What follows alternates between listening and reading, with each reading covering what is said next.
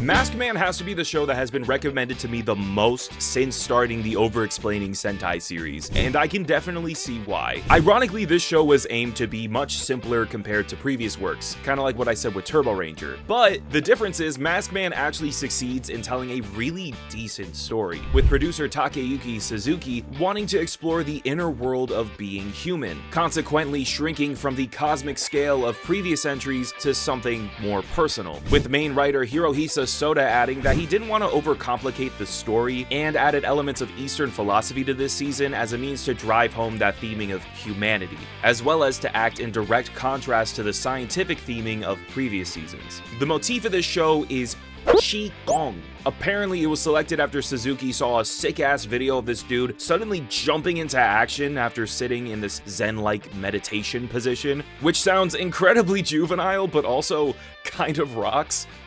Can this show match that kind of energy? Let's find out as we watch Hikari Sentai Maskman. Hikari Sentai Maskman.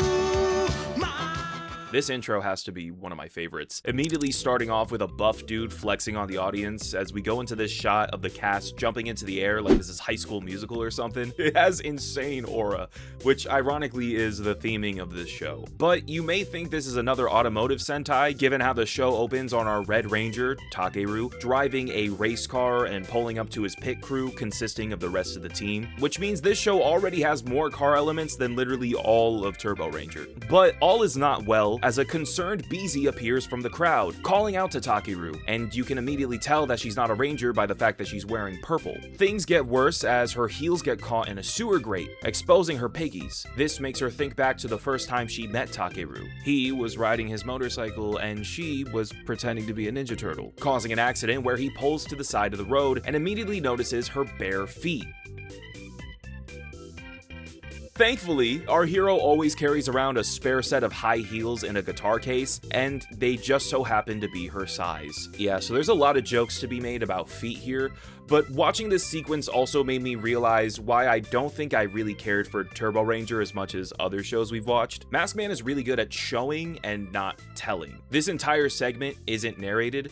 If you couldn't tell, actually, I added that in post. That was me talking over those clips. But in this sequence, we see her call out to Takeru, who we could only assume is the driver of the race car. She's visibly anxious, meaning that there's an imminent danger. She trips, which makes her take note of the red shoes, and we go back to a flashback detailing the importance they have to her. Her feet are actually really important to this show, at least in like the first couple episodes, so I'm sure a handful of you are probably really excited about that. And as I said, this flashback gives context to her relationship with Takeru. If this were Turbo Ranger, Dr. Dazai or like the fairy would come out of nowhere to explain everything that's going on, or better yet, it'd be like the Wandering Boma. And I feel like that, like this show just doesn't need that, you know? Like I know this isn't groundbreaking cinema, but it is starting off with a much better taste in my mouth compared to the last show we reviewed. There's a lot of visual storytelling going on here that also foreshadows future plot elements, because if you're smart, you would be wondering why a woman would be running around the sewers barefoot, or maybe the feet people in the comments can explain why that's a normal thing. She hears voices calling out to her, stemming from the underground empire Tube. You know, I ignored how awkward Zone sounded. Boma was pretty okay. Vault actually had a pretty nice ring to it. But when the villain faction is a homophone for a flotation device, I now have to make a comment. We're introduced to the standard villain lineup: big dude, normal sized dude, girl, freak of nature, and this guy. Our freak of nature this season is named Peculiar Ground Beast Anagumas. He seems to be the highest up on the totem pole compared to our other lackeys. He's typically there to provide backstory on whatever's happening that week. The normal sized dude is Ground Empire Prince Igum. And I know you're thinking, that's a chick. Shh, we're not supposed to know that yet, but it's kind of obvious, right? He's played by the same actress that plays Takeru's girlfriend. Again, as I said, there's a reason for that, but we're not there yet. But Igum probably is the most important villain when it comes to the plot of this show. The girl is Ground Empire Ninja Fumin, and she's Igum's right-hand woman. Not much else to say about her besides her having this sort of rivalry with Yellow. The big dude is Ground Empire Commander Baraba. My laptop keeps autocorrecting his name, so we're just gonna call him Barbara. And finally, we have Ground Empire Ninja Oyoboo, who, similar to Fumin, is Barbara's right-hand man, with a god-awful case of rosacea. We see the 5 of them bowing down to the Ground Emperor, Zeba, detailing his plans of becoming ruler of the world by plunging the earth into darkness. As this is happening, we have the lady in purple running out to the track, almost getting hit by Takeru's car. She asks him to run away with her, fearful of Tube's upcoming attack, and he's surprised to hear her say this. As this is happening, the 2 cronies discuss how to deal with the traitor they had sent to the surface world a while ago to act as a spy, and they decide to send out 2 monsters along with an all-out aerial assault. Takeru asks his girlfriend, Mio, how she knows about Tube. Mind you, not what Tube is. Again, this show is really subtle with its storytelling. Not sure if y'all caught that. It's called over-explaining for a reason. We cut to another close-up of her absolutely gorgeous tootsies running in the sand. Not my personal thoughts, alright? I'm just adding some colorful language, right, to like match the visuals of what's going on. That's kind of like what we do here. Mio wants to run off to a world where it's just her and Takeru, not having to worry about anyone else. Unfortunately, they encounter a series of aircrafts along with a sinkhole that's so realistic it almost made me jump. Suddenly, this mole monster finds his way to where Mio fell and lassos his tongue around her dirty feet to pull her close to him. I bet you wish that was you. Takeru hears this and tries to pull her away, but he can't get to her in time. In what seems to be her final moments, Mio grabs her necklace and gifts it to Takeru as she sinks further beneath the surface, leaving him all alone. And we cut to the city in disarray, thanks to Tube. But suddenly, a lone helicopter emerges from the dust. It's accompanied by a tank, a massive drill, and a jet plane, piloted by what seems to be a group of 4 color-coded heroes, individually exiting their mechs and introducing themselves to Tube's forces. Suddenly, the 2 monsters of the week do this. Damn near jumped out of my seat a second time when I saw that. The monsters of the week are called Dogler, and what's cool about them is that they're normally summoned in sets of 2 that are able to fuse together. It's a really cool concept that I would have loved to see come back in another show, but I imagine it gets expensive very quickly given the fact it requires you to make 3 monster costumes each week, which I imagine is also why they kind of stopped doing this in the latter half of the series. This monster's new form begins to overwhelm our heroes, but thankfully, another jet plane appears from the clouds, swooping down at Tube's generals and landing. Takeru!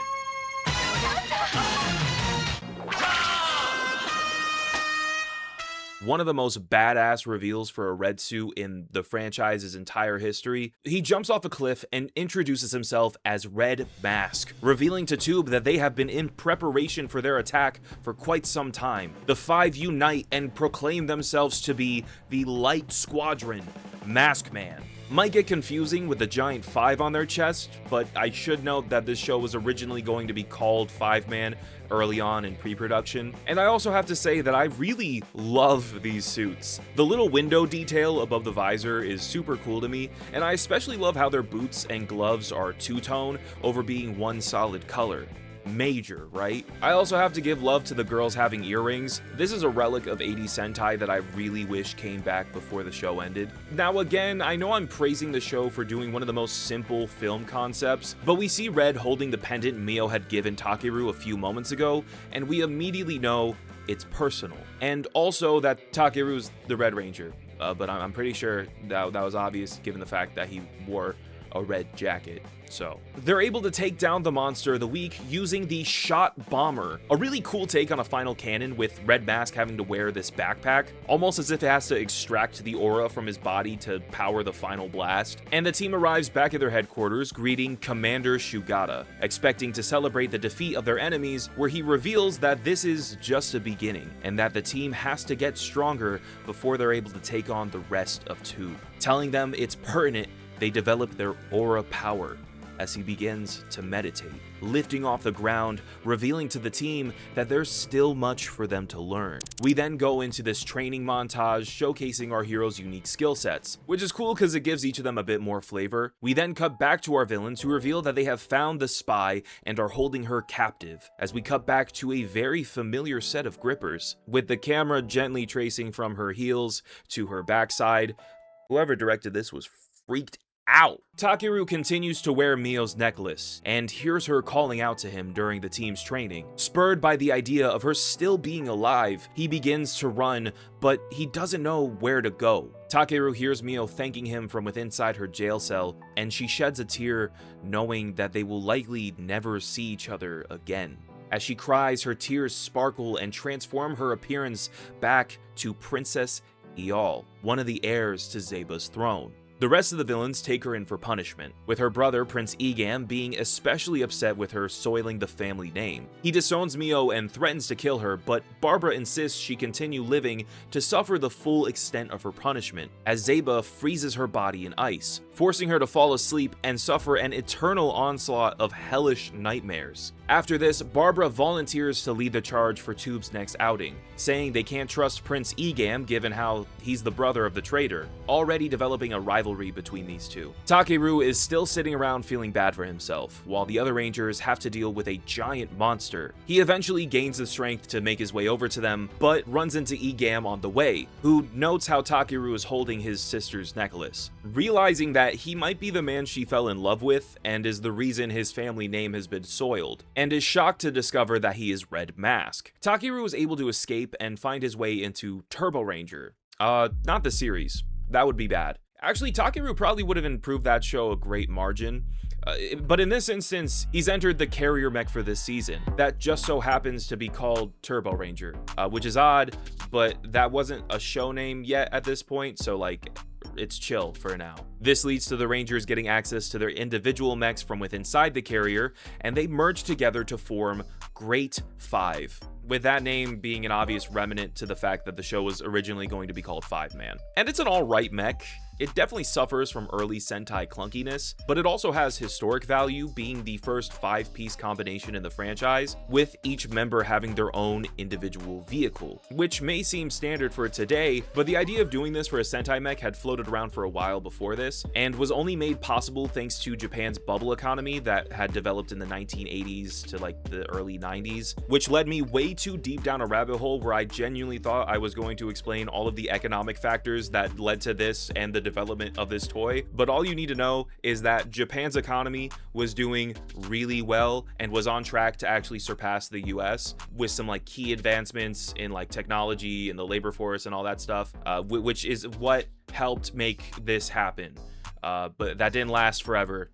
And that it doesn't matter. It does matter. It's historically important to the people of Japan, but it doesn't matter for this video. The episode ends with Zeba forcing Tube's fortress to rise up from the ground, cloaking the planet in darkness, freezing over all of the plant life, and making the Masked Man unable to transform, which is genuinely some endgame level shit happening in just episode 2. But as much as I want to keep talking about how cool that is, I also want to give you guys the opportunity to go watch the show for yourselves before moving forward. Unfortunately, there's no legitimate source I can direct you to watch this show, but I saw some people helping each other out in the comment section of a few of my last videos, so hopefully, if you ask nicely, someone will be able to assist. With that being said, I also want to quickly plug my Patreon, where you'll find my monthly video diary along with monthly reactions to Toku movies with friends. You'll also get a shout out at the end of all my long form videos. With all that for only $5 a month, which is also the same number on the chest of the Masked Man, which means you have to do it. Not really though, it's not that serious. As stated previously, the world is in shambles and the stakes have never been higher for the Masked Man, which is why they're in the gym getting yoked, dipping protein bars and muscle milk while working hard on honing their aura power. We're also introduced to this white girl whose job is to uncannily throw around a bunch of English words and make me uncomfortable. Biosomography, over. I'm pretty sure the producers got sick of her too, because she's only in this one episode. Fantastic! Which on the one hand is great for the show, but on the other hand could have been a really funny running bit. I want to see this woman make an appearance at PMC more than anyone else. The team's meditating in silence. Meditation. But Takeru seems to have a hard time focusing, replaying what happened with Mio over and over in his head. This ends up throwing everyone off as their auras are unable to align. Thankfully, his friends are super chill about it and understand how he's going through a lot right now. Suddenly, they're all able to hear Mio's voice and run towards the source to find Fumin imitating her to bait them out. Unable to transform due to the sun being blocked out, they're quickly overwhelmed. Afterwards, Shugata confiscates Takeru's necklace, telling him that he needs to get his mind right or else he won't be able to lead the team. The scorning is interrupted when the city is attacked and Takeru runs out to save the day. The rest of the team runs out after him to find themselves in a field of explosions, and that's when they decide to join together and meditate through the flames. Focusing so hard, they get naked, emanating the light from their bodies, allowing them to transform through the darkness and save the day. Shugata congratulates the team, telling them that they're on the right track with training, and returns Mio's necklace to Takeru, concluding the introductory arc of the show. We're in for a good one. The Rangers get a call while at Shugata Racing Club. If you recall, in episode 1 they were cosplaying as a race car driver and a pit crew, and I guess originally they were planning on having the team work at the Shugata Detective Agency, but decided against it for whatever reason. We do learn in this episode that Shugata had set this up as a front to not draw suspicion to the Rangers while they prepare for Tube's arrival, so maybe the detective agency thing would have just gotten in the way of that. This week's little boy asks to see the Shugata Super F1 model they were building, and Takeru offers him the chance to visit the office. Kenta's surprised by this since he thought they had given up on building that with everything else going on, but Takeru's such a nice guy that he just couldn't help it, especially since the boy has the dream of designing his own race car one day. Unfortunately, Oyoboo awakens a set of monsters that turn the highway into a Mebius tunnel. Thought that was an Ultraman, which I guess means it lasts forever without an endpoint, which caused the boy and his father to get stuck in their car while on their way to visit the office, which for whatever reason has this built-in radio. I'm not sure if that's like something from the 80s that the boy uses to contact the Maskman at their base,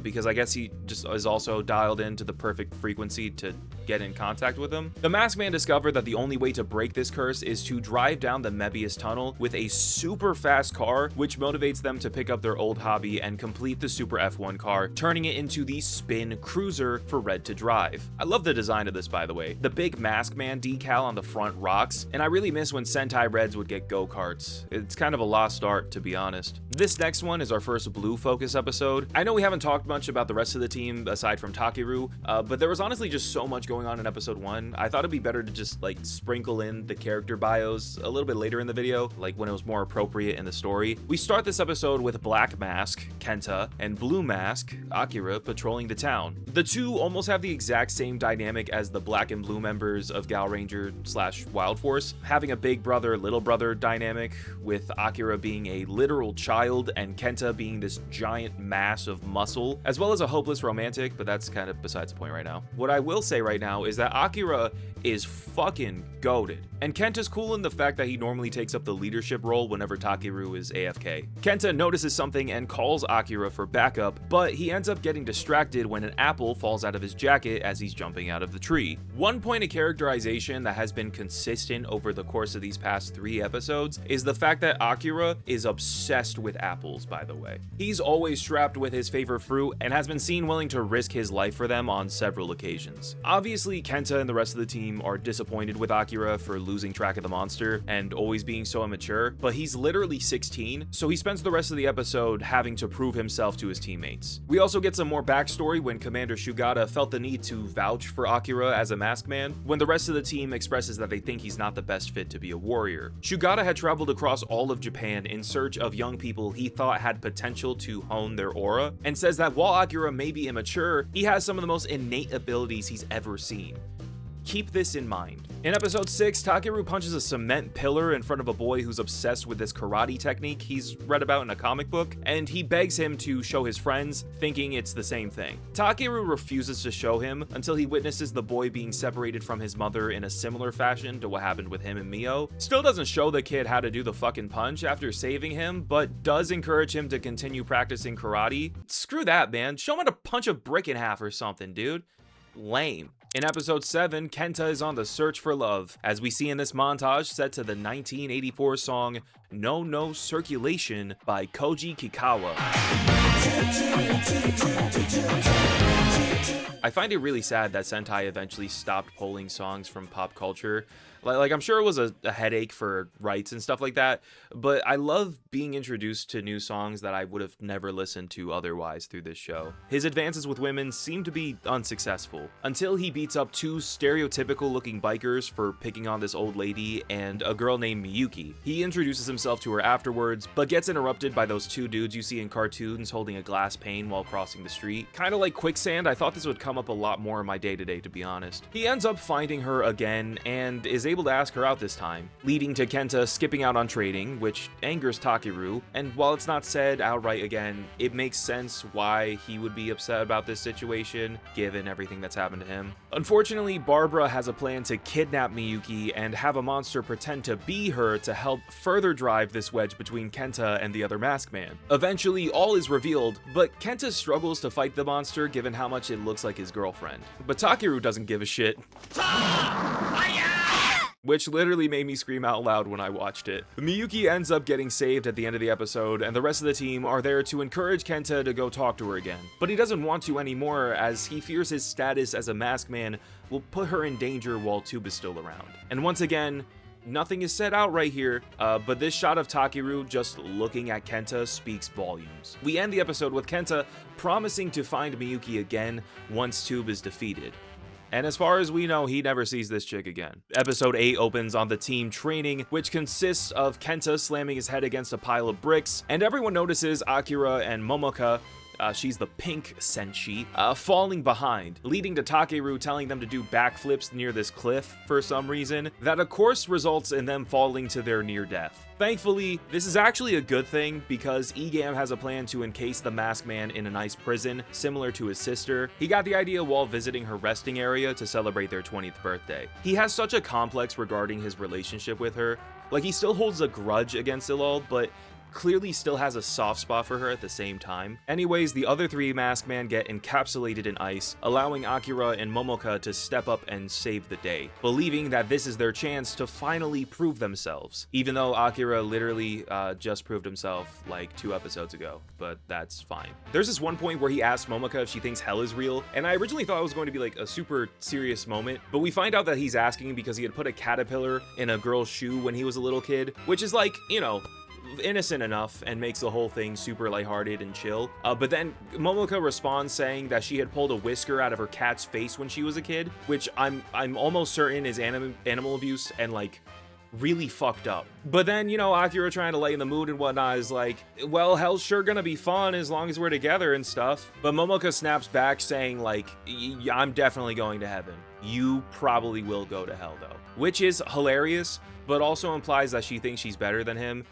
which that, plus the whole cat thing, real bad first impression for a Focus episode, dude, I'm not gonna lie. In the next episode, while meditating, Takeru comes in contact with Loro from the M50 galaxy, an alien civilization that is incredibly in tune with their aura. Takeru is only able to hear him while meditating, not only because of his refined aura skills, but also because he shares a similar aura signature with Loro, which adds more context to the way the powers work this season, I guess. Anyways, the boy visits after talking with Takeru in his head for a while, and he gets kidnapped and is obviously saved and then goes home at the end of the episode. Shit goes down in episode 10 though, as it opens with Barbara once again shaming Igum for his sister's betrayal. Wanting to bring honor back to his family name, he decides to challenge Takeru to a duel, since that's the man who forced his sister to have a wandering eye, telling Emperor Zeba that he won't come back alive without defeating Takeru and promising to use the Death Ring, much to Zeba's surprise. Upon receiving Igum's challenge, the other Maskman warned Takeru not to go, assuming it's a trap, but Takeru acknowledges that he'll have to settle things with Igum eventually. So he accepts the invitation and arrives to the beach alone, where the two exchange blows, going back and forth. Eventually, Igum summons the dragon from his wrist, overwhelming Takeru and causing him to unmorph, but he refuses to give up, now fighting out of suit. Eventually, Igum pulls his trump card, using the Death Ring and creating a barrier that traps the two warriors and won't disappear until one of them has perished. creating a physical death ring for them to fight in. The other team members want to intervene, but Commander Shugata tells them to respect the duel and that they have to have faith in Takeru, knowing he will win. Kenta asks how he could be so sure, and Shugata recalls a time when Takeru had jumped in front of a moving train to save a baby from certain death when a mother had accidentally pushed the carriage over the tracks. He was walking home afterwards and was suddenly attacked by a mysterious man and unable to run away. Afraid for his life, he knew he had no other choice but to fight, putting all of his force into a single kick, knocking the glasses off this mysterious figure and revealing him to be Commander Shugata, who brings him back to the lab and saying Takeru was the first person to ever put up an actual fight against him. Remembering this fight actually gives Takeru the confidence needed to continue his battle with Igum, which gives him the upper hand, until a Dogler interrupts and destroys the death ring somehow. Fumin asks why they would do this, and Barbara explains they had zero confidence in Igum's ability to defeat Red Mask, which is the complete opposite perspective to how our heroes view their dog in the fight. The episode ends with Igum once again embarrassed by the events of today, and Commander Shugata proud of Takeru, a sentiment that the two understand without ever having to exchange any words. This is peak Sentai. I always say that a Red Ranger needs a very epic moment early on to make it clear why he's the leader of the team, and this is like the perfect example of how to do that right. And this next episode is also major for setting up plot-related stuff. Shugata sends Kenta on a mission to steal a recently discovered crown they believe may be connected to Tube, but someone beats him to the job. This is Yu from the Fu Clan, a tribe of ninjas that had to escape from the Underground Empire after Zeba had killed their queen. Her father, who's actually portrayed by the same actor that played Kikaider, as well as the second Battle Cossack, which is really cool. But I also did know that there are two Battle Cossacks, so that's interesting. Her father's kidnapped by Tube, where he reunites with Igum, noting how much he's changed since he was a little boy, surprised to see him swear allegiance to Zeba after he killed his mother. So this episode gives a lot of backstory about how Zeba conquered the Underground, showing that the Underground Empire was once a peaceful tribe of normal people, and the revelation that the Queen's crown contains a message that would reveal Zeba's secret. Unfortunately, the Monster of the Week destroys it before we're able to hear what that is, also killing Yu's father in the process. And we end the episode with a Maskman and Yu paying respects at her father's burial site, where they're able to hear his voice one last time, revealing that there may be more objects capable of revealing Zeba's true secret, ordering Yu to find them. Kenta asks that she contact the team once she has, and I imagine she's still looking for them till this day because we never see this girl again either. To be honest, you should have been a part of the team. This episode should have came way sooner and been our introduction to one of the female members of the team, since she's like way more interesting than anything else the other two have going on right now. We're like a fifth into the show and I haven't even told you Yellow's name yet.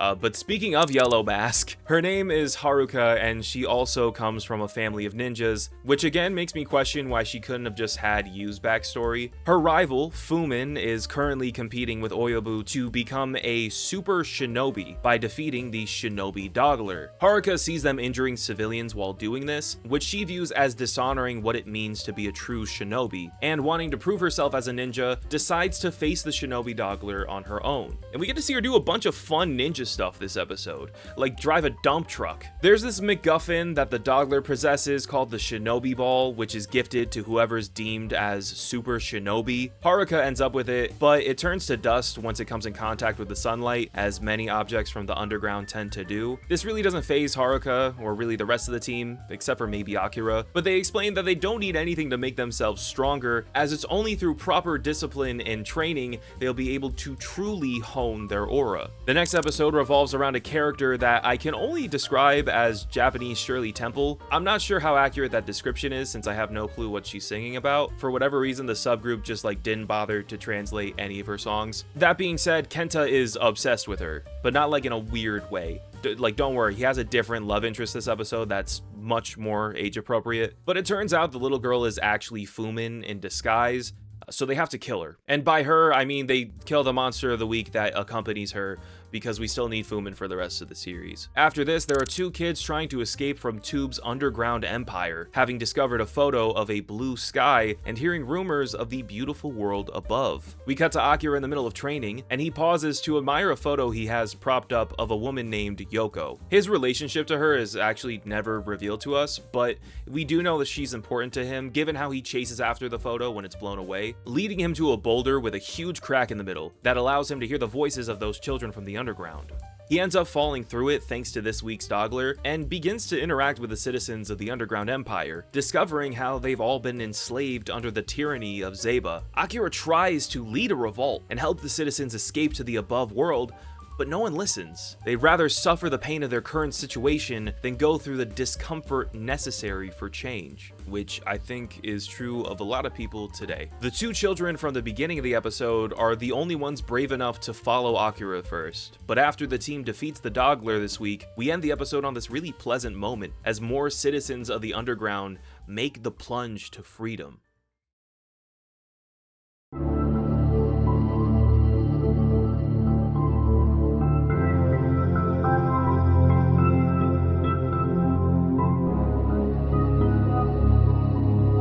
In episode 15, it's a peaceful night in Japan. The calm glow of the city accents the white petals of a blossoming flower. This is Momoka's Carol Love flower. She fell down a tunnel as a kid while playing in her grandma's garden, and claims to have used the light of the Carol Love flowers to guide her way back to the surface. She took one of the flowers with her and has taken care of it ever since. Momoka claims that taking care of this flower has given her the strength needed to get through a lot of her toughest moments in life. A sentiment that I really appreciate, because I've always said that taking care of something or having something to put your energy towards is super important for your mental health. Unfortunately, Momoka has to make the tough decision to sacrifice her flower once they discover the Carol Love's properties can be used to create an antidote for an infestation currently taking over the town. And of course, she's willing to make that bold sacrifice, but continues to remember the flower fondly, thanking it for the guidance it once provided. Opposing this, we have a scene of Igum once again scolding his sister, blaming her for Tube's loss this week, as Iaul was also responsible for assuring the destruction of all the Karolov flowers during her time on the surface world, especially since they're only supposed to be native to the underground, which, if you remember, is where Momoka found hers. Igum has another flashback about spending time with his mother, the queen, remembering how she used to admire the Carol Love flowers, but those peaceful days are over now, he states, claiming to now dedicate his life to serving Tube. Setting aside the awkwardness around the idea of serving Tube, they're cooking here. Igum is a really good villain, and this is a great moment focusing on this internal conflict still, and the flower thing is something that you really should keep in mind, especially towards the end of the video, about, like, you know, remember flowers, all right? I'm gonna say something about flower again, you'll remember it. We get to learn more about Kenta's training and backstory in this next episode, as he leads the team on a hike through the forest, excited to reunite with his old sensei, until he runs into a trap, causing the Rangers to get attacked on all ends, with Kenta getting the brunt of this onslaught. It eventually calms down to reveal that this was set up by his master. Unfortunately, their greeting is cut short when the team is attacked by Baraba, who has a monster that ejects aura-sucking mosquitoes, causing the entire team to lose their ability to transform, except for Kenta, who is saved by his sensei, leaving him to fight on his own to little success. Shugata explains that aura is not a finite resource, and the team should be able to retrain themselves to be able to transform, but they'll have to start from square one, a sentiment Kenta also takes to heart, being disappointed with his performance in the last battle.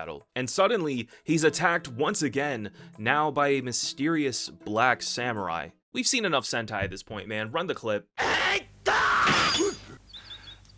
Knew it. Kenta's master, who I'm only now realizing doesn't have a name, did this as an exercise to help Kenta learn from the last battle, purposefully imitating the sword technique used by Barbara to show Kenta he's capable of handling the threat on his own. And with this newfound confidence, Kenta confronts him, this time being able to get the upper hand and hold off the general long enough for the rest of the team to catch up and finish off the monster together. And in episode 17, there's a robber on the loose that looks identical to Takeru, This is obviously another one of Igam's schemes, meant to lure Takeru into another trap where his friends are unable to help him. He struggles for some time during this battle with Igum, but eventually remembers all of the moments that have led up to this. Not wanting them to be for nothing, he locks in and proudly proclaims that they will never have this planet as long as he is Red Mask. Hard! After this, the team give Igum and company the biggest ass whooping of the season. We get more insight as to the sacrifices Haruka had to make growing up in this next episode, when we hear the story about how her father threw away her favorite doll as a child to help her focus on training, which broke my heart considering I'm a 30-year-old man with a bookshelf full of toys. Years later, she's reunited with the same doll at a pawn shop, but ends up gifting it to a child that really wanted it, not knowing the doll was possessed by a doggler. Haruka's heartbroken upon finding this out and begins to doubt herself as a masked man. But when Takeru slaps the shit out of her, was not expecting that, dude. He just be doing shit like that. But it snaps her back into reality, allowing her to save the day. I probably look like shit given how sweaty I am. We are Charlie Kirk, we carry the flame. Zeba decides to finally have Anagumas do something for once in episode 19, saying that everyone else has failed him at this point, so it's his turn. Anagumas' big plan is to still have the rest of the generals do all the work, but now he's done this ritual to give them even more power. During this exchange, Akira ends up falling off a cliff and is found by a group of kids from his past. He used to live in the mountains and randomly just up and disappeared about a year ago. Akira later claims that he wanted to avoid the sadness that comes with parting ways. Soda very smartly uses the memory loss as a plot device to help explain why everyone would be explaining Akira's past to him. I'm also a big fan of this scene where the rest of the team admires Akira hanging out with his friends, grieving the life that he could have lived if he was never recruited to be a masked man. Eventually, Akira does get his memories back, showing up to save the day, but not before a quick outfit change. The episode ends with Akira finally saying goodbye to his friends like he really should have a year ago, finally giving these kids closure and giving Akira the motivation to continue fighting in hopes to one day reunite with them. We gotta take a break from the show real quick to talk about the summer movie, since chronologically it takes place in between episodes 19 and 20. As well as take a sec to thank Advance.gg for supporting the channel. You can use my link in the description as well as code Antoine at checkout for 10% off your order. What I love about Advance.gg is not only their amazing variety of flavors, but the freedom they give me while promoting the product. It's the only energy drink company that lets me say that I don't think this is an all-the-time drink. You should not be drinking these every day. But if you need something to help you get through a grueling workout, a late-night study sesh, or having to read a 100-page script for your niche YouTube channel, there's no harm in having an energy drink that's tasty and delicious to help you get through it. And they don't just sell energy drinks, but also formulas that help with sleep or boost electrolytes. Thanks again to Advance.gg for supporting the channel, and once again, you can use my link in the description and use code Antoine for 10% off your order. Hikari Sentai Maskman the movie premiered in July of 1987 at the Toei Manga Matsuri Film Festival.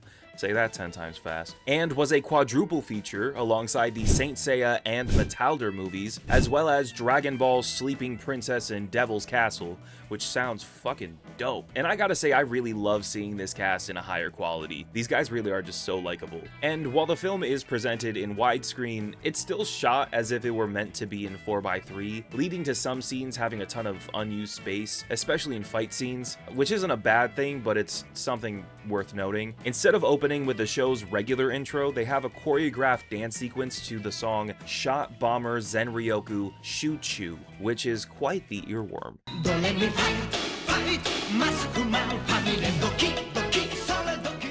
During which we find that Igum seems to have made the acquaintance of this mermaid from the underground, who they intend to marry, making this potentially the first LGBTQ relationship in Sentai. It's tough to say. Being encapsulated with her love for Igum, she begins to sing, causing a series of earthquakes across Japan. And so it's up to Takeru and the gang to gaslight this poor girl into falling out of love with him, in hopes of saving the world. They eventually get her to realize that Igum doesn't love her, and bring her to a different ocean that's outside the underground for her to live happily ever after. Honestly, it's really nothing special, and really could have just been another episode of the show. kinda like most Sentai movies to be honest, but it does make for a fire pregame for that Dragon Ball movie, and at least the intro sequence is a ton of fun.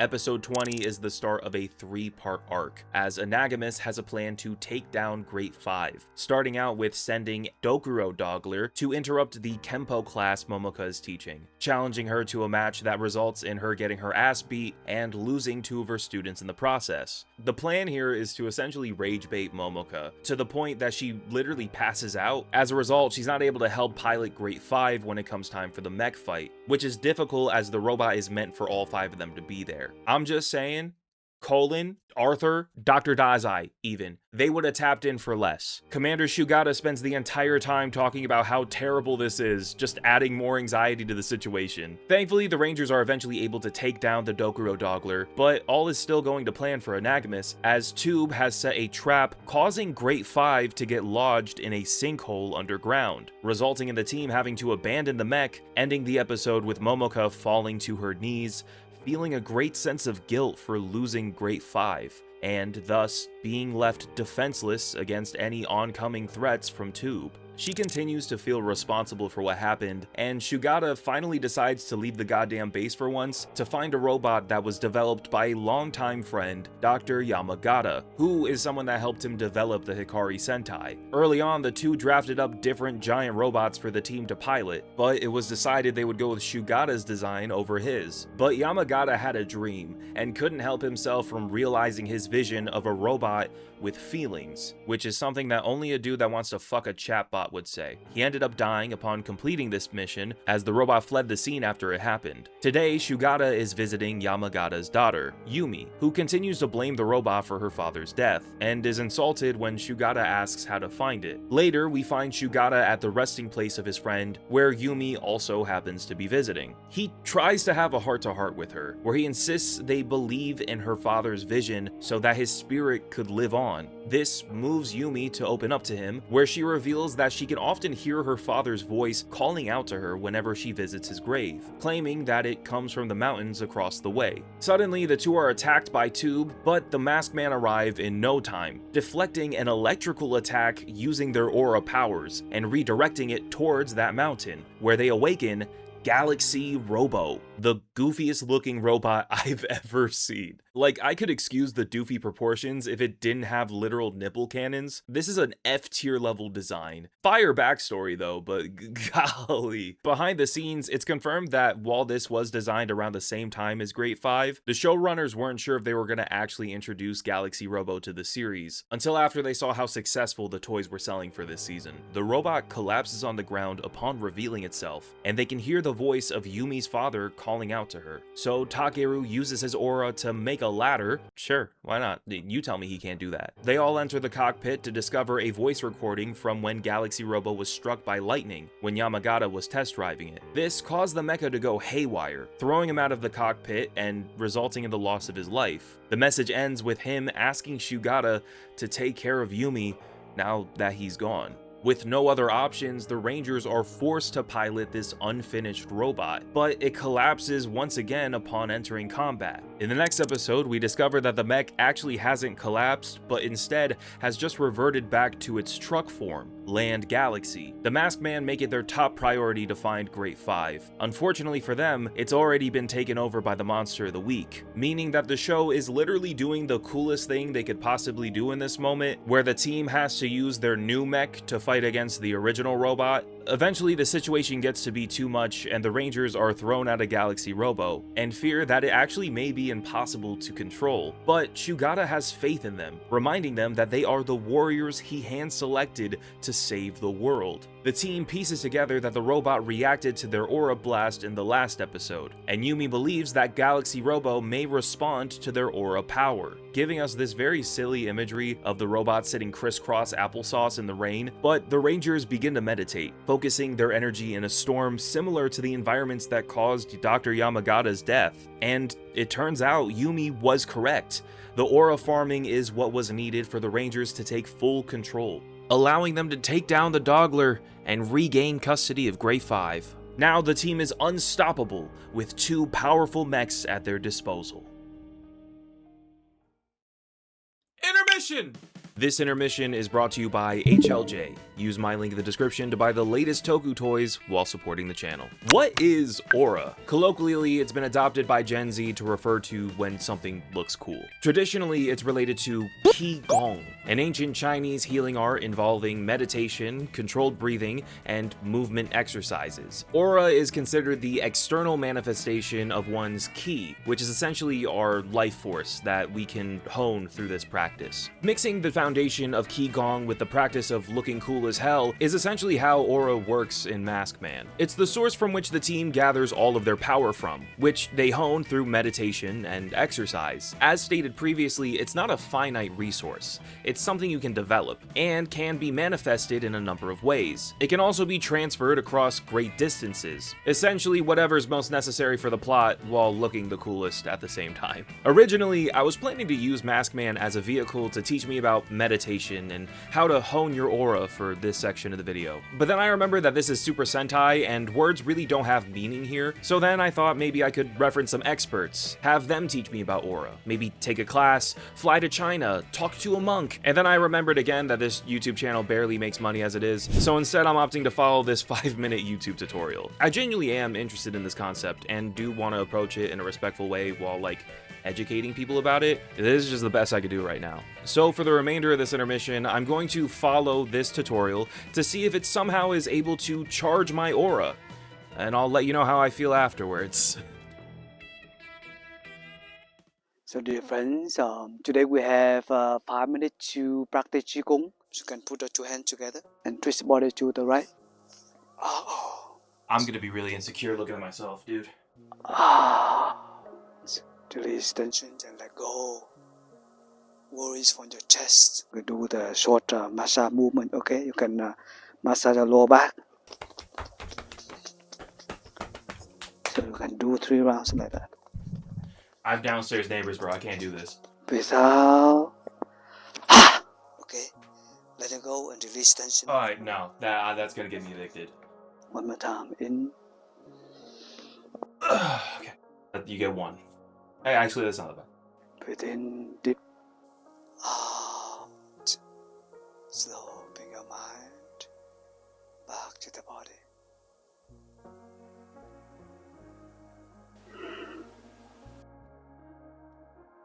I don't know what else. Okay, so I'm gonna be honest with you. Low key, that shit is a workout. Not that bad considering it's only 5 minutes. But I did feel my body move in ways it has not. Maybe ever, but genuinely, if I did this longer, I could imagine myself getting into a flow state. So I do feel like there is some value there, low key. In all reality, if you actually committed to this, yeah, no, I feel my aura has intensified. Do I have more aura now? Now, if you're like me, you may be starting to get frustrated with the fact that Takeru has just seemingly forgot about the love of his life and motivation to keep fighting. No one has mentioned Mio since episode 3, and that was literally 20 episodes ago at this point. But I have great news for you, because here Takeru explains how he constantly has to fight through the pain and suppress his emotions to keep prevailing for the team's mission. We open with the Tube Generals being scolded for allowing the Maskman to get a hold of Galaxy Robo, and Anagumas has another great plan to add an additional soldier to account for the new mecha. And at first I was like, oh damn, they're gonna add a new general? That's crazy. Nope.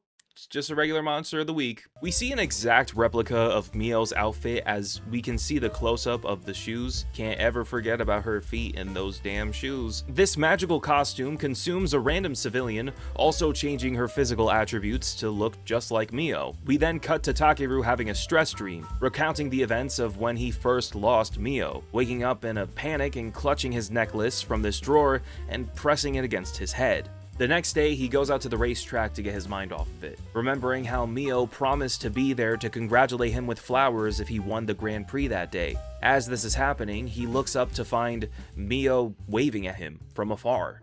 With excitement, he parks the car and runs towards his long-lost love. Igum interrupts this sweet moment, but Kenta tells Takeru to take her to safety.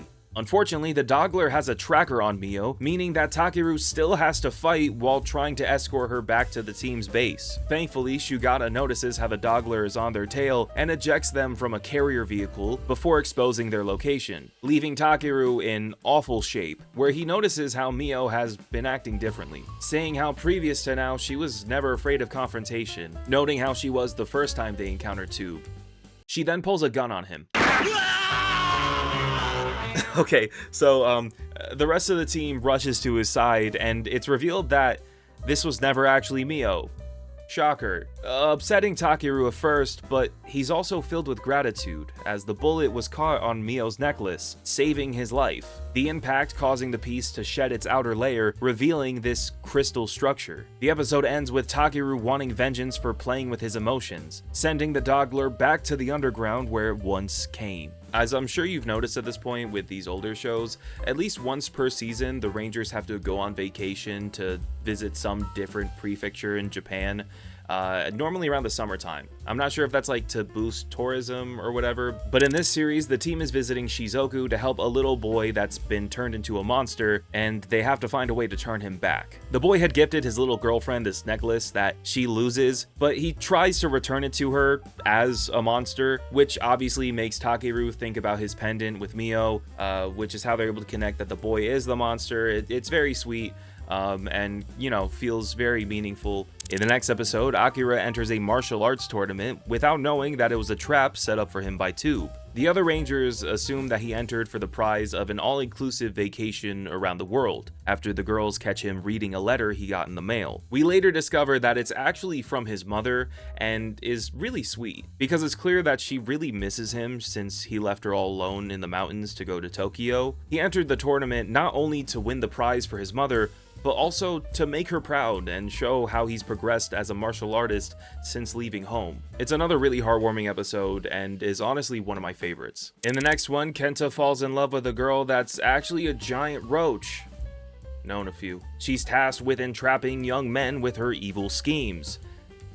Definitely known a few. Thankfully, her feelings are actually mutual with Kenta because of his broad shoulders and alpha male personality that I'm not at all jealous of. She desperately wants forgiveness for her sins and resigns from working with Tube. Unfortunately, they fucking kill her, and we move on to episode 27. While meditating, Commander Shugata senses that something sinister is coming, and we cut between him and a gentleman on a white horse. The Maskman are sent out to investigate, and Shugata warns them that it may be dangerous. Suddenly, the man on horseback appears from the underground and announces himself as Kiros, the Thief Knight, who claims no association with Tube. He's a lone wolf that wanders the underground empire here to take down the Maskman. Igum and the rest of Tube is shocked to see that he survived the whirling hell, and we get a flashback to roughly 2 years ago, where he admires Princess Iaul from afar. He advances towards her, saying that he's a man able to steal anything he wants, and is enamored with the beauty of her eyes. Genuinely shocked it wasn't her feet. She runs away, wanting nothing to do with him, and suddenly falls into the whirling hell, a pit capable of inhaling anything within its path. Kiros is able to pull her out from this trap, telling her afterwards that he can get his hands on anything he wants. Yet again, little creepy. His ankle slips, causing him to drop her and fall into the pit, where he was last seen. He's now back and unwilling to take orders from Zeba, challenging the Maskman, reminding them he's capable of taking anything he wants. And today, he wants Red Mask's life. Tough! He also has a line telling Takeru that others have scratched his armor, but he is the first to scratch his pride. Kiros is a fucking poet, dude, I swear. And the Maskman pull out their cannon, but it has no effect on Kiros, using his wind technique to deflect the blast and send it back at them, injuring the Maskman and destroying the shop bomber, which he brings back to Zeba's palace like it's the head of a deer he just killed, gloating about overcoming the weapon that has led to so many of their losses. Zeba asks what he wants, and he demands the princess, saying she's more beautiful than any jewel and that the value of gold is nothing compared to her beauty. I keep telling y'all, bro has motion. This is game. Y'all need to write this down. Zeba accepts the offer, which actually upsets Igum, not wanting to see his sister get engaged with a thief. Kiros challenges the Maskman to another confrontation where they greet him without hesitation, even though Commander and his assistant are worried about their current state, and if they're able to win without the shot bomber. Once again, finding themselves surrounded by a blaze of fire, they meditate through it all, with Shugata following suit. And it's through their united power that they're able to conjure a blast so powerful that they can injure Kiros and his monster. And we end the episode with the team reflecting on Kiros' strength. Takeru's asked what they'll do should he return, and he says that they just have to create a new weapon more powerful than the shot bomber. And the next episode begins with the Light Squadron working on this new cannon, as they need to gather enough aura to power its development. A problem arises when a giant lumpy orb is set upon the city, but the team can't do anything about it, or else 2 days of testing would have all been for nothing. So Takeru volunteers to take care of it with the spin cruiser, while the rest of the team continue with the experiments. He makes the go-kart pop a fucking wheelie at this thing, and so for some reason they're surprised to find that Kiros is behind this. The two engage in combat, with Kiros being assisted by Rock Doggler. This quickly becomes too much for Takeru to handle, causing him to drop Mio's necklace, which the two reach out for at the same time. Kiros asks how Takeru knows Princess Iaul, but of course, Takeru has no clue who he's talking about. This is when Barbara and Oyoboo interrupt to reveal that Iaul is the daughter of the Royal Underground Igum family, and that Mio and Igum are twins. This shocks Takeru as he begins to question everything and realizes that this is why Igum holds so much hostility towards him. He demands they tell him where the princess is, and Barbara explains that she was sentenced to an eternal slumber for falling in love with Takeru, which gives him hope that she may still be alive. Kiros is surprised to find that Iaul was in love with this guy, which enrages him and makes him even more aggressive. Now Takeru has to continue to hold his own against an enraged man while out of suit, but he's also more motivated than ever before. Meanwhile, the rest of the team begin to grow restless, knowing that the city is still in danger, and they can't help but move out with the discovery that the ball has been charging up to let off a big explosion. We also find out that Akira might be God, since he could just walk on water now, I guess. Eventually, Takeru catches word that Kenta might be in trouble, causing him to flee from Kiros, where the two coordinate a way for Kiros to intercept the rolling boulder. And now, with the team fully together, they're able to defeat the Rock Doggler and ward off Kiros for another day. Takeru continues to reflect on the revelations of today's battle, but acknowledges that his focus is better set on developing the shot bomber's replacement for the time being. And the team is at the final stages of testing this replacement, but the lead developer, Akira, collapses due to exhaustion, meaning his assistant, Kurakawa, will have to take lead for the remainder of the project, who, fun fact, is played by Kazuhiko Nishimura, the actor who will go on to play Joe in Live Man next year, which is really cool to me. It's kind of like when Connor's actor showed up at the end of Ninja Storm. Unfortunately, the new weapon is not ready yet, but it explodes when the Maskman try to use it. So the Rangers are forced to fight this episode without the final weapon being completed, while Akira struggles to finish it, as everyone tries to force him to get some rest. The team runs into Igum, where Takeru wastes no time confronting him about being Mio's twin, and Igum declares he no longer considers himself family with Iaul, as she is a disgrace to their name. The team is then pushed into this junkyard full of those little mini key trucks that I just want so goddamn badly, but I just know that like it would crush like a soda can if it were to collide with an F-150, so like I don't know. Anyways, they run into Akira, who says that this battle is personal for him as well, since he comes from a small village that was ruined by the poisonous gas that is being exhausted by the monster of the week, which is also the reason he continues to have health problems to this day, making it all the more important to him that he finishes the cannon now, so that no one else has to deal with what he's gone through. Running low on time, Takeru decides that he has to burst his aura from the battlefield in order to finish the weapon before it's too late. This causes the cannon to glow and assures the development team that it's finally ready. Kiros shows up for like 5 seconds at the end of the episode, just to remind you that like this is his introductory arc. but Igum tells him to go fuck off, which is actually a good thing for Kiros, since Takeru flies into the scene atop the jet cannon, riding it like a galaxy glider, which is actually sick as hell, though I do think I like the shot bomber a bit more since it fits better with the theming this season. They use the cannon to destroy the monster of the week, capping off this arc of the show, introducing Kiros and the jet cannon. Kiros is a really cool villain.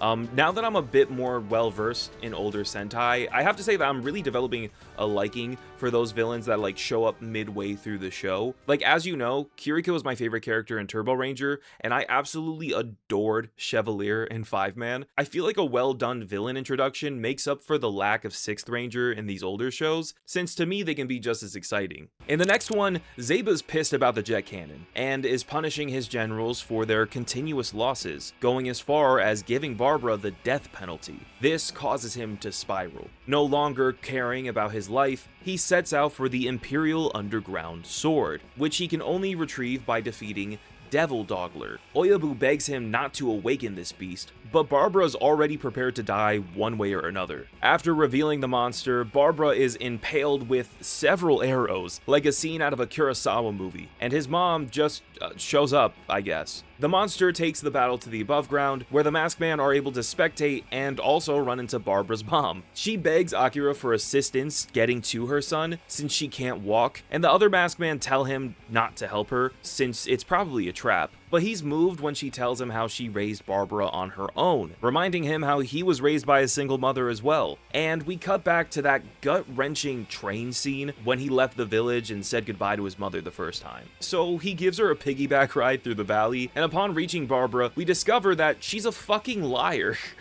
babbling some nonsense about how she raised him to be a strong warrior of the Baraga clan or whatever, and then she tries stabbing Devil Dogler herself. I have no clue why she needed Akira to give her a piggyback ride, to be honest. Looking back, I'm not really sure what her plan was here at all, because Devil Dogler also kills her immediately, but this gives Barbara the motivation to defeat the monster and retrieve the Imperial Underground Sword, giving Zeba a reason not to kill him. At the end, we find Akira practicing with his own swords, ashamed that he was so easily deceived, blaming himself for Barbara getting his hands on the sword. But he has hope that one day he will chop him down on his own. So now Barbara's showing off his new weapon, making Igum jealous, especially when Barbara says that he's not necessary anymore. This causes Igum to summon the family's guardian dragon, who's been doing a really shitty job, IMO, considering the queen is dead and his sister is also a fuck up. I was expecting this like giant badass creature like Dragorus from Turbo Ranger, but he's actually kind of cute.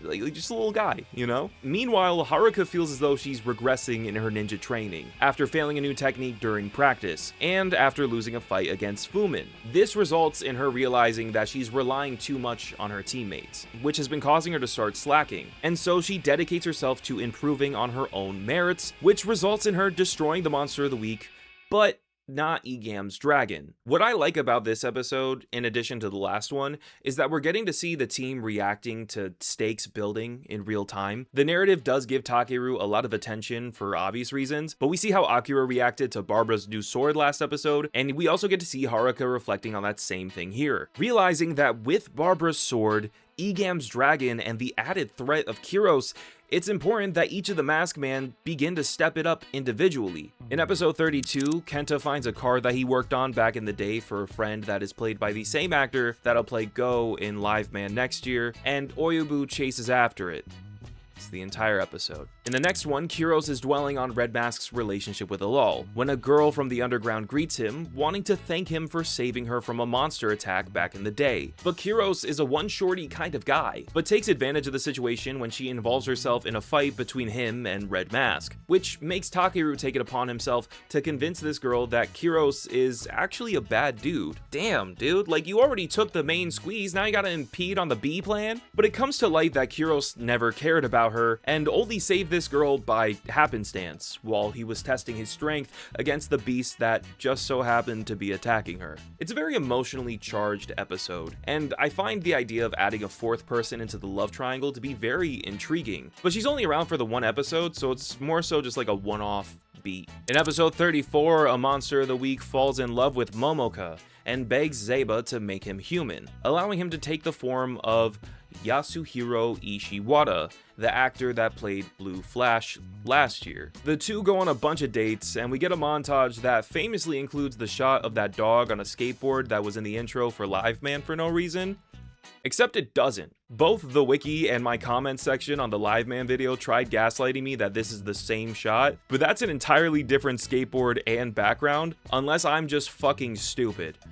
Which is definitely possible. Despite falling in love with him, Momoka has zero remorse killing this thing until the end of the episode when she uses the flute that he taught her how to play. And the next one, we open on Akira confronting Kiros, planning his latest scheme. And we probably get Akira's best line in the show, where he comments on how nice of a day it is, and says how sad it's going to be that it's about to rain blood soon. Yo, that one's a fucking heater. The conflict ends with him believing that he defeated Kiros once and for all. So he goes to brag about it with the rest of the team before actually looking for the body. But he tells them that he defeated him with the power of Jackie Chan and the swiftness of Michael Jackson. Yo, Akira's a fucking all-timer, dude. It's not even a contest. Of course, no one else believes that he actually got him, and they go to search for the body and try to figure out what Kiros was planning before Akira mindlessly rushed him. The rest of the tube is unsure as well, as they come to the conclusion that he must be trying to revive Lizard Dogler. Something to do with the position of the sun once every 300 years. I don't know, dog. Like, sun's always happening once every 300 years in these goddamn shows. Strangely enough, Zeba appears to be thrown into a tizzy over the idea of Lizard Dogler coming back, which Anagumas is nice enough to point out to the audience directly to the camera, and Zeba tells the generals that they have to prevent this. The team go back to the scene where Akira is just flabbergasted to find Kiros is still alive. The rest of Tube is there as well, which surprises Kiros as he has no clue why this plan would annoy Zeba so much. But the sun does the thing which seems to weaken Zeba, covering his face in goo. Wanting to investigate what's happening, Anagumas goes to the underground library to do research. Those were the days, dude. Back in college, before AI, me and the boys used to spend hours in the underground library looking up fucking sourdough recipes and how to overthrow the government. Unfortunately, the page documenting Lizard Dogler's history has been ripped out, and in battle we find that Lizard Dogler has the ability to return any object to nature, as we see it turn a foot soldier to sand. It can also spin in a circle and summon something I cannot name with children in the room. This leaves the Masked Man in terrible shape, making Akira ashamed since he could have prevented all this if he didn't fight Kiros earlier before investigating and being so quick to brag. Baraba and Oyoboo also do some investigating in Lizard Dogler's tomb while everyone is preoccupied, where they find a coffin that couldn't belong to Lizard Dogler since it's sealed. So they try opening it to find that it's empty, finding a message stating that no one can keep Lizard Dogler imprisoned, and that they are now cursed and will be punished by Haniwa Dogler. And it's at this point that everyone realizes that A, Kiros accidentally awakened the wrong Dogler, and that B, Lizard Dogler is nowhere to be found. Which begs the question, where the fuck is he? I don't know, but in the next episode, we watch a baby get run over by its own stroller. That's not funny. Why did you laugh at that? Here, Igum decides to give a set of twin sisters powers that stem from their sadness about being separated from one another. This frustration is manifested into a series of explosions across the city. At first, I was gonna write this episode off, but I remember that Igum and Iaul are also twins, so in a way, I think he's like trying to cope with something here. We also find that Mio's pendant is able to cleanse the twins of this curse, which is also interesting. Takeru also gives this great speech when trying to make one of the twin sisters feel better, about how you can't always be around the people you love, and how sometimes you have to fight battles on your own in order to become stronger, which again parallels his situation with Mio quite well. Overall, it's a really good episode. After this, Kenta's brainwashed into being a giant wuss, so he spends the episode with this dude who dreams of being the best chef in Japan, which helps Kenta remember his dream of protecting Earth, giving him the courage to fight through his fear. I love this shot of Black Mask coming in on Jet Cannon, once Kenta gets his act together. We only get to see Takeru riding it outside of this, so this is like really fun. In 38, Igum and Fumin go back in time to try and kill Takeru as a child. Somehow the Masked Man also get word of this happening and are also able to go back in time thanks to the Monster of the Week. When the team discovers that Takeru used to be a little shit, which is the complete opposite of how he described himself earlier in the episode, we find that as a child he was prone to getting in trouble and acting out, which also made him super unpopular in school, which is why he's trying to run away from home in this episode. But with a more adult perspective, Takeru is able to teach his younger self a lesson about running away from his problems. And the episode ends with him as a child losing his memories about everything that's happened, but somehow keeping the lessons learned and still having the drive to learn karate, which is funny because at the beginning of the episode, he mentioned how he began learning karate around 11 years old, but has no clue why he started in the first place. This next episode is the one I feel like most of you have been looking forward to. X1 Mask is known to be the godfather of all 6th Rangers and makes his one and only appearance in episode 39 of Maskman, where we open with the team accepting a challenge from Baraba, where they very quickly begin to feel overpowered, as the monster chucks a fucking boulder at them that seems to catch the attention of this guy on a motorcycle nearby. The team seems to be stuck in a corner, but are saved by this guy throwing a knife at the Monster of the Week and suddenly changing before them, becoming the Green Warrior X1 Mask. Now, there's some debate as to whether or not he counts as the franchise's first 6th Ranger, and to be honest with you, I don't really give a shit either way. I think he's cool as hell regardless of how you want to classify him. He's able to make quick work of the situation, allowing the Masked Man to escape, where they tell Commander Shugata about their encounter with him, who's shocked to hear that Ryo is still around, revealing to the Masked Man that Ryu Asuka was the first person recruited to be a Masked Man, and Commander describes him as a young man full of energy and endurance. The two trained on a daily basis, but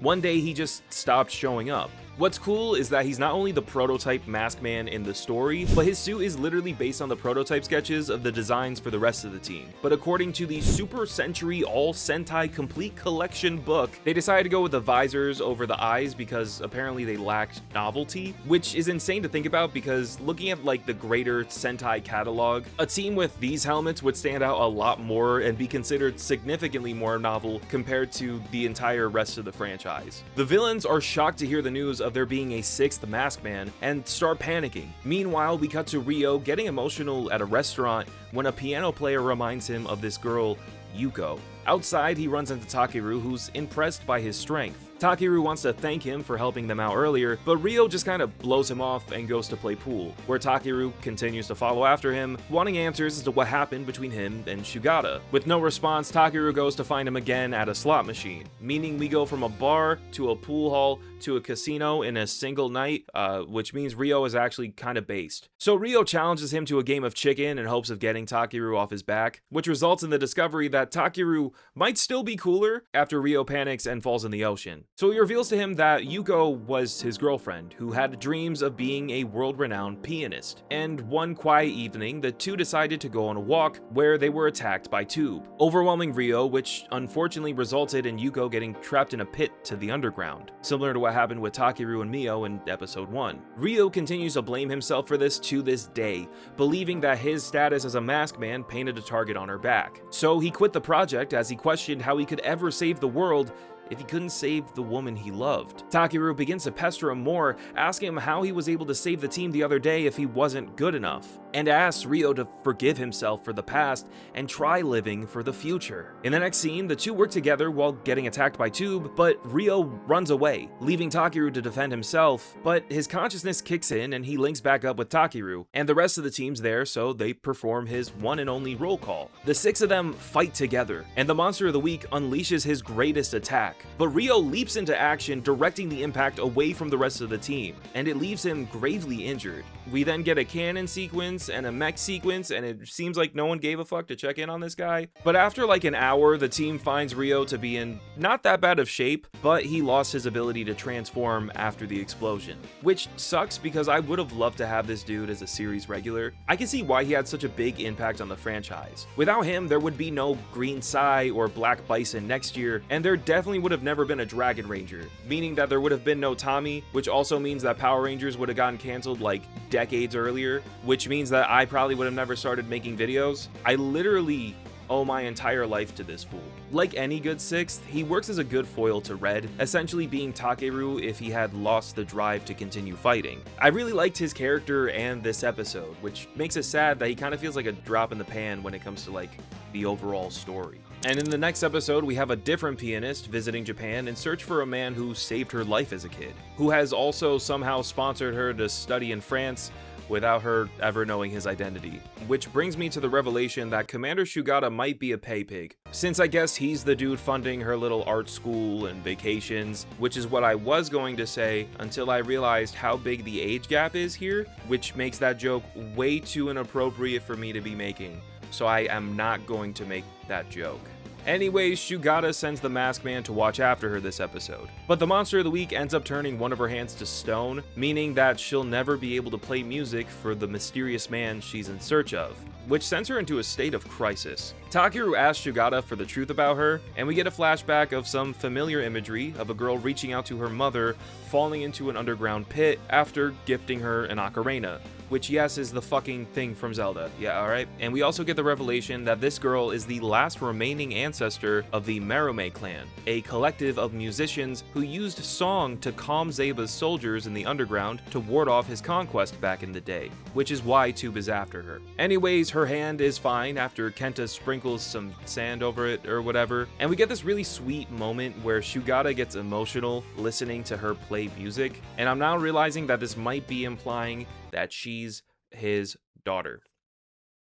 Which means I definitely was not making that joke earlier. Anyways, it's not a Hirohisa Soda series if the female rangers don't pretend to be evil at some point. And even though they're just pretending, it doesn't stop them from shooting at random civilians and stealing tons of money. Like, they claim the robberies were staged and stuff, but like they literally tried to shoot Takeru point blank at one point.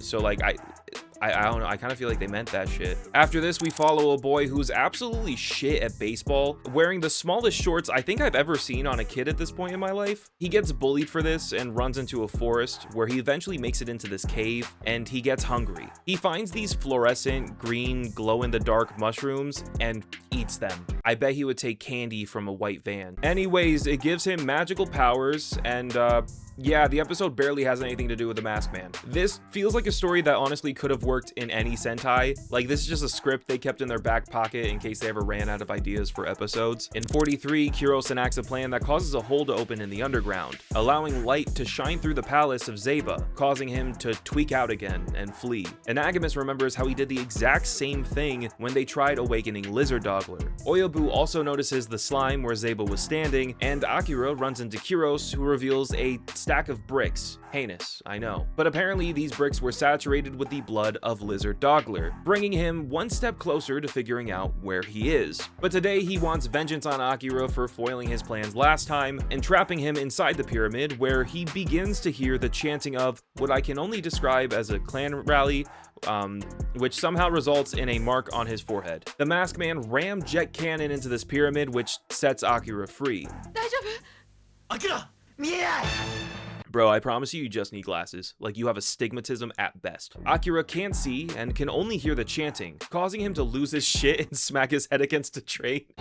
So the rest of the team enters battle while Helen Keller here decides to play Subway Surfers, and it's all the worse when he gets his ankle stuck on the tracks. Despite all of this, he's somehow able to regain his hearing through all the chanting and finds his way back to the battlefield, reminding Kiros that the team is strongest when they all fight together. And then he blindfolds himself. And if that wasn't enough aura, he also begins meditating in the middle of combat and punches Kiros in the face, claiming to be using the eyes of his heart. Akira is like operating on a different level, dude. Like, he genuinely may be one of the best rangers of all time. Like, that's not even an overstatement. So Akira starts putting belt to ass, which makes the monster of the week so frustrated he has to use the bricks from Lizard Dogler as a stress ball, causing them to secrete the same ooze that Zeba had left behind in the palace. And if it wasn't already obvious enough, Igum comes to the realization that Zeba is Lizard Dogler. Whoa. Everyone in the underground is stunned at the thought of their overlord being a measly monster of the week. But before we could talk further about that, a mysterious force sends Igum to the seance, where apparently they're chanting for the revival of Unis, the Imperial Underground Night. And the interruption causes them to put a pause on the ceremony, relieving Akira of the chanting for the time being. Still blind though, but it actually does not matter.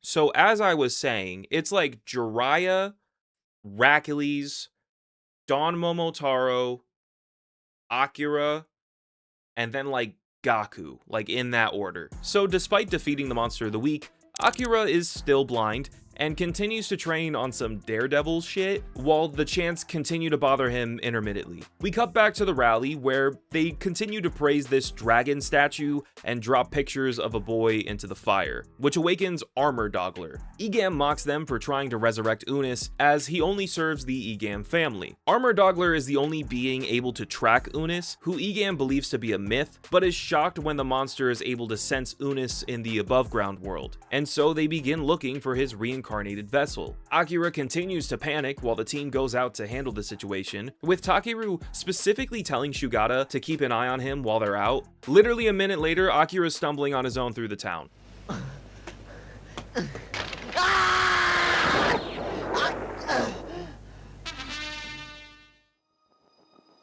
It turns out Akira might be from the underground, and is the resurrected Underground Knight, Unis, causing him to attack his friends, relentlessly slicing at them as they beg him to stop. He continues to overpower his team and leave them in absolute shambles. Momoka looks at him, wondering where his smile has gone.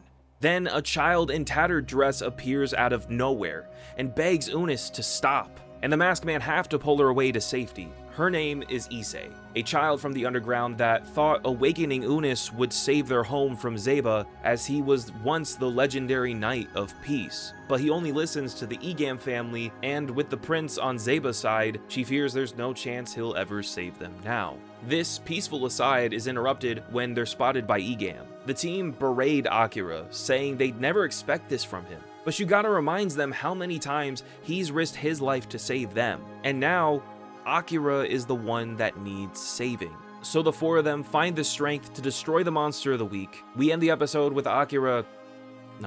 Unis still serving Prince Igum.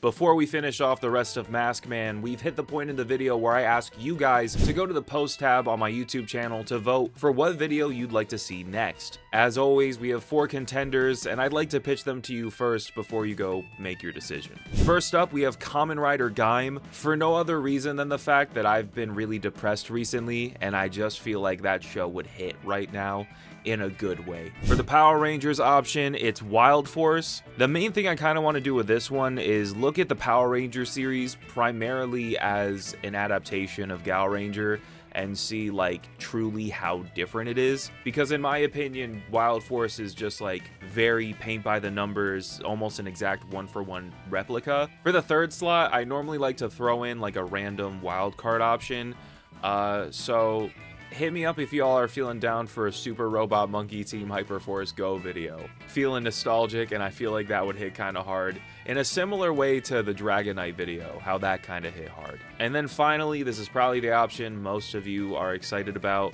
I almost considered putting 2 Sentais on here because, like, who the fuck are we kidding at this point? It's about time we watched Cho Shinsei Flashman. It's another Sentai that's been recommended to me a whole bunch, so I'm excited to see what that has to offer. But as I said before, if any of these options sound interesting to you, just go to the post section on my YouTube channel to vote for which one you'd like to see next. And yeah, I'm trying to make these a bit more brief because I feel like they go on for too long sometimes. So the team is forced to continue fighting Akira. We see the children of the underground are still disappointed and pray for Unis to have a change of heart. The team's at their wits' end, saying the goddess of victory has forsaken them. While saying this, they overhear the children of the underground praying to Unis, and they demand they stop, as their prayers have only led to Unis getting stronger. Akira shows up and they're forced to bring the kids to safety. Kenta becomes even more frustrated about what's happening, confused as there's no way Akira could be from the underground. But one of the kids interrupts him, recounting how he's seen Akira in the underground before, reminding us of the events of episode 14, which is why they've been drawing pictures of Akira and setting them on fire. So it's revealed that Akira is in fact not from the underground, but it's this ritual that has force the spirit of Unis to attach itself to our Blue Ranger. Unis attacks once more, causing Takeru's necklace to be exposed. After the commercial break, we find that the Rangers are getting fucking crucified, and at the moment of his death, said to be executed by his old friend, Takeru can only think of Mio and everything that she tried to do to prevent this, remembering how badly she wanted the people of the underground and above world to work together. This inspires him to join the kids in an act of prayer, hoping that in this last-ditch effort, their combined wishes of the two worlds will be able to separate Akira from the night. Shugata tells him to quit the religious shit and just start meditating, and they do so. Aura begins to expel from their bodies, reaching Unis, which causes an explosion that unbinds our teams from their crucifixion and causes Igam's helmet to fall off his head, revealing to everyone that she's a woman. Whoa. Coming as a surprise to even her fellow members of Tube. She teleports away before we also come to the revelation that Akira has been freed from Unis. Finally reunited, the team is able to defeat the Monster of the Week and put an end to this three-parter, which is the perfect example of why I tell people that they are so wrong whenever they say Showa Sentai doesn't have stories. This was set up all the way back in episode 14, maybe even 5 if you really want to look at Akira's entire arc. We've obviously seen Rangers leave and rejoin the team in newer series like Boom Boonger, but here we have the Blue Ranger, not a red, mind you, just a normal member of the team being chosen for this ancient ritual and joining forces with the main antagonist for the span of 3 episodes, and we use that as a means to tee off the final arc of the show. Bro, Maskman might genuinely be a fucking all-timer, and I'm not even kidding. 46 begins with Igum still frustrated about the reveal from last week's episode, and is surprised that Fumin chooses to still follow her, and acts as the intro to the final arc of the show. We get a sick-ass dogfight between Igum and Takeru here, and on land, Takeru begins to struggle fighting Igum, given how much he looks like Mio. But the Monster of the Week swoops in before they could continue advancing the conflict. This one's Godai Dogler, and he regrets raising Igum as a man. I guess this random Monster of the Week is her foster dad? I don't know, but he says that she was never made to fight. But Igum refuses this narrative, saying that the strong have to fight to survive in the underground. Not to get super duper political here, but Igum's take on gender roles is pretty based. She continues to walk in the path that she believes is best for her, despite whatever anyone else may be telling her. The two visit Lizard Dogler's birthplace, hoping to somehow hone the spiritual power residing there to defeat the Maskman. Igum asks Godai Dogler about the rumors of Zeba being Lizard Dogler, and while he's unsure if they're true, he's prepared to face whatever consequences may come from helping Igum. And we also make the discovery that Lizard Dogler is dead, and Godai has somehow reawakened the spirit and bones of this beast. So obviously this has everyone questioning what the fuck Zeba's deal is now, because he definitely can't be Lizard Dogler. That being said, the spirit of Lizard Dogler attaches itself to Godai, and as this is happening, Takeru tries convincing Igum to stop the fighting, as that's what Godai wanted her to do, but she refuses to listen. The team destroys the spirit of Lizard Dogler, sacrificing Godai in the process, and we end the episode with so many hanging threads. How will Igum continue to fight now that their mentor is dead? Will Takeru ever find Mio? And how will he be able to fight someone that looks just like the love of his life? And who is Zeba? All that to answer with only 5 episodes left. So of course it's time for a dance party, as Zeba invites his followers of the underground to join him in a dance ceremony dedicated to the god of war, who will rain down from the skies, leading the way for his final plans. He's even kidnapping dancers from the above ground, including Haruka's dance student that I guess she teaches on her off days. We actually get more of Haruka's backstory, finding out that she had to quit her passion for dance to continue her ninja training. She ends the episode regretting how much she pushed her student, realizing how much she projected her dreams onto the kid after signing her up for a dance competition that they were training for. Thankfully, Haruka is able to defeat the monster and save the kid by infiltrating the ceremony, which leads to us ending the episode on a dance number. The narrator reminds us that this may be the last opportunity for our team to dance and smile together for quite some time. In the next episode, we find Zeba punishing Barbara, saying he's messed up for the last time after fucking up the dance party. But again, he begs for one last chance, where afterwards Kiros gets in his ear convincing him to use Mio as bait to defeat Takeru. Oyoboo warns him not to do this, but is frozen inside of the cavern before he's able to get through to Barbara. Takeru is baited out to the battlefield and is forced to take off his masky brace. Yeah, that's what the changers are called. I tried to avoid saying that until now. He also pilots the masky jet and wields the masky blade, if anyone was asking. I really tried to avoid saying that until now because it sounds stupid. The rest of the team try to save Mio while Takeru is dealing with Baraba, but they're interrupted by Kiros, who makes quick work of the four of them and goes on to interrupt the other battle, saying he wants to be the one to end Takeru. But he's interrupted when Oyoboo tries to provide backup for Barbara after unfreezing himself somehow. Kiros runs off to awaken Iaul and take her for his own, deciding it's best for both of them to enter the whirling hell so that no one else can get to them. Takeru tries to run after him, but he doesn't make it in time, realizing he may never be able to see her again. Baraba commands Oyoboo to start fighting Takeru, but he refuses, explaining that this is his fight now, given how much he tried to warn Baraba about Kiros. So now it's a 1v1 between Baraba and the Red Mask. And of course, Takeru is incredibly motivated, and musters all of his grief into a final attack, slicing through Baraba and ending his story for this season. Takeru is angrier than ever, mad that he may have missed his only chance to reconnect with Mio. So now he's committed to entering the whirling hell, but Kenta stops him, saying he's crazy and that Kiros is the only one who has ever left alive. But Takeru begs him to get out of the way, fearing he has no other options. Seeing how determined he is, Kenta promises to bring him there using the masky drill. Yeah, I fucking hate this naming scheme too. Takeru enters the cavern and challenges Kiros to a final duel, but the environment becomes unstable when Hell Dogler, the deity of the whirling hell, interjects as punishment for disrupting the peace. However peaceful a tunnel called the Whirling Hell may be. Seeing this, Zeba commands Igum to retrieve her sister, but this only leads to Takeru and Igum getting caught up with one another as Kiros runs off again with Mio. He also takes Oyoboo to his cave of treasures, once again claiming that none of them compare to the beauty of Princess Iaul. He wants Oyoboo to melt the ice like he did in the last episode, but Oyoboo is saved by the other generals where the three of them attack Kiros and he's impaled by a golden sword from his own collection. Igum commands the Hell Dogler to crush Mio from within her frozen prison, but Takeru arrives overhearing the screams from Kiros, who even in his final breath continues to reach out for the one thing he could never get. Igum unleashes an attack meant for all three of them, but Takeru is able to deflect it using his aura, which also happens to free Mio from her prison. And now, for the first time in 48 episodes, Takeru is reunited with the love of his life, the two sharing a warm embrace as Kiros watches, admitting his defeat as he slowly passes on.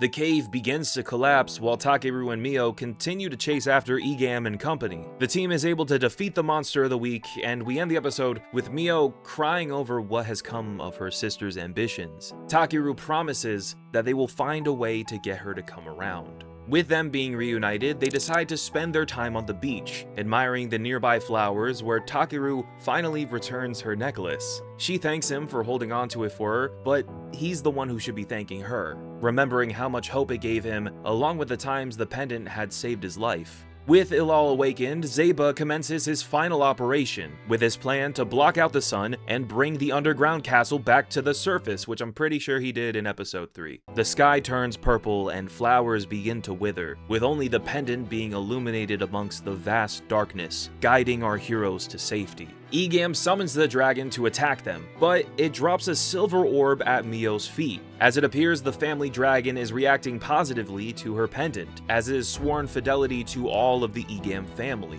This orb has Zeba panicking as he begins to take on a new form, commanding Anagumas destroy the orb immediately.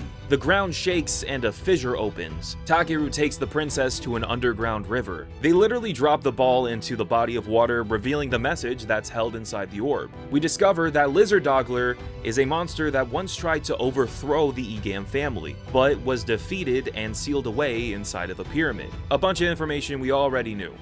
But we find that Lizardogler wasn't fully dead. While in the tomb, the monster gave birth to a newborn and fed its body to the child for sustenance, passing on not only her energy, but her hatred to this newborn monster, making the second Lizardogler even more powerful than its predecessor, allowing him to overthrow the underground empire.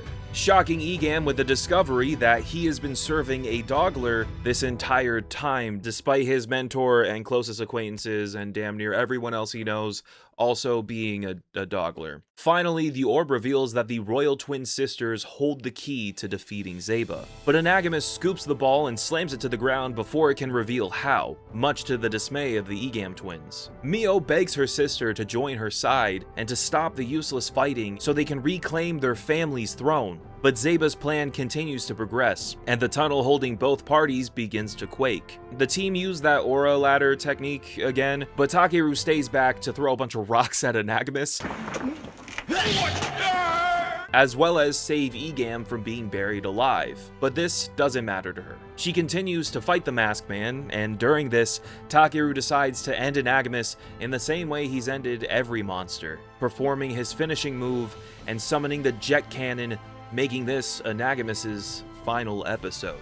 Tube is preparing Zeba's final assault, but Igum continues to hesitate. Our heroes burrow to the underground castle in hopes to ambush Tube before they can finalize Zeba's plans. Fighting through an onslaught of foot soldiers, they make it to Zeba's throne room and reveal that he's been tricking the generals with his final plan. He actually intends to blow up the castle, sacrificing it to spread evil particles throughout the world. But it's too late as the countdown has already begun. We watch as the castle shakes and Fumin is buried under the rubble. Igum can't stand to go on without her, but the team pick her up and try to escape. Oyoboo watches happily and explodes alongside the castle, proud to have served his master to the very end.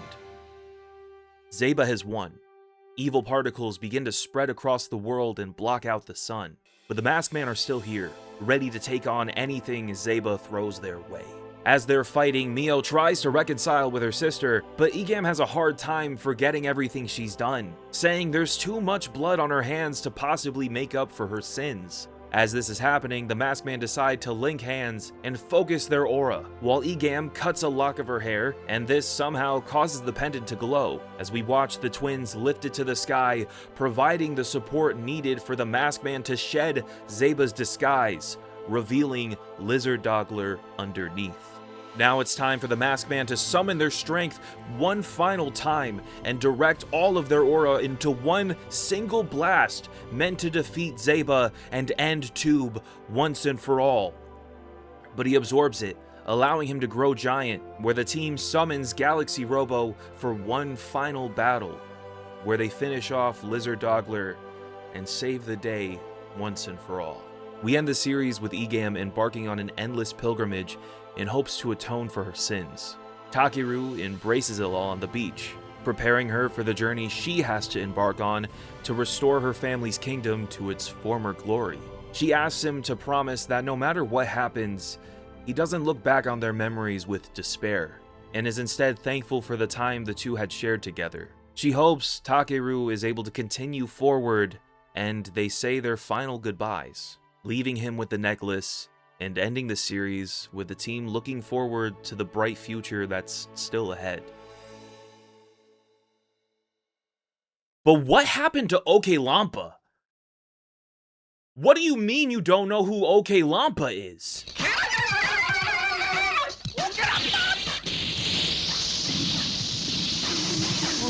Yeah, this guy's been around since like episode 2, and I thought it was funnier if I didn't bother mentioning him until just right now. He doesn't really do much besides make the monsters big. In fact, no one even acknowledges his existence until it's time for the mech fights. Like, we don't even get to see him hanging out at the Tube Castle. He just kind of comes out of nowhere every time. Craziest thing is, the show doesn't even bother to tell us if he's dead or alive at the end of this, and I feel as though that truly illustrates how unimportant he is. But I don't know, there's just something like incredibly charming about him. I can't help but fuck with the guy. Anyways, Masked Man is kind of incredible. I really enjoy this entire cast, both heroes and villains alike. And I do feel this show succeeds in telling a story that is both intimate, and personal, and gives context to the type of writing Soda would go on to implement in future works like Live Man and Five Man. At first, I was a little frustrated with Mio and Takeru not ending up together, especially with it kinda coming out of nowhere, but the more I sat on this ending, I think I kinda like it. Both characters are enthralled with this crazy, passionate, young romance, but much like a beautiful flower, those things can't last forever, and that's shown to us time and time again throughout the series. Mio gifting him the necklace and asking him not to regret but look fondly on their memories shows that while their time together may be short, their love was authentic. It's just not sustainable for the type of future the two want to create, especially since now they've grown up and have taken on other responsibilities. It's very realistic in that way. I love Maskman. I think it's a great show, and that genuinely makes me so happy to say, because I was really worried that like the over-explaining series we're doing was going to go downhill after starting with Live Man and Five Man. Like I thought we had like started with like peak and like things were only going to go down from here in terms of pre-G Ranger series. But now I can confidently say that I've watched 4 pre-MMPR era Sentai series and really liked most of them, which is the nice way of saying Turbo Ranger sucks ass. If you want more over-explaining Sentai, click the playlist on your screen. And thanks to my Patreon subscribers, Ratoku, Andrew B, Sergeant Hooked on Heroes, Soundboard, Daniel A, Omni Ranger, Tom E, Will G, Leor K, Bobby B, Cat, Colt B, Burrito Prime, and Mono G.